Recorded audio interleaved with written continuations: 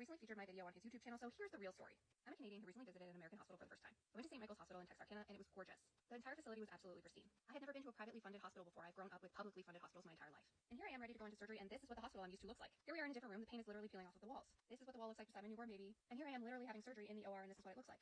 6 million Canadians don't have a family doctor. Last year, 17,000 Canadians died on a wait list to see a specialist for preventable illnesses. And in my hometown, people have died in the wait rooms to see a doctor. So yeah, I was absolutely shocked to walk into a pristine facility and be treated so quickly. But I'm not ignorant to why it's pristine. Private healthcare is a business, and it's very expensive to get treatment in the United States. I know that. But it's also a misconception that the Canadian healthcare system is free.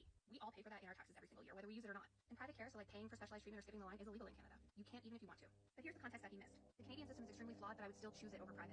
I had a baby as a teenager who had to stay in the ICU for weeks, and I wasn't earning any money at the time. And high-income earning Canadians, through their taxes, facilitated my medical bills then. And I left paying $0. And now that I earn more money, I'm happy to pay my share for someone else. Your arguments are good. However, I have to point out some things. No matter how much money we put into the system recently, it's failing. Like you pointed out, a lot of people are dying in ERs. A lot of people have no access to a family doctor. And our tax bills do not go down. Everybody's paying a high amount for this medical treatment that fails. A lot of people, a lot of the time.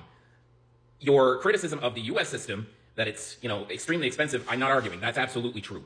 It used to be that there were charity hospitals for people that didn't have money or didn't have a whole lot of money.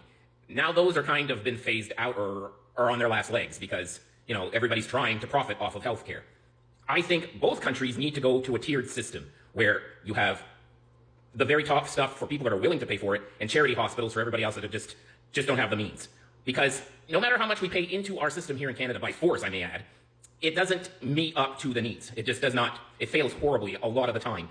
And you don't have options. You can't go and see another doctor because there aren't any. You're lucky to have the one you got. And if they're just quacks, well, too bad. At least in the US, if you dislike your doctor or disagree with him, you can go somewhere else and get a second opinion. That's just not, you can get a second opinion in Canada, but it's almost impossible to do. So to me, in my mind, I think both systems need to be overhauled, and I think it should be a multi-tiered system. A lot of people will disagree with me with that, but I think it's still a better option.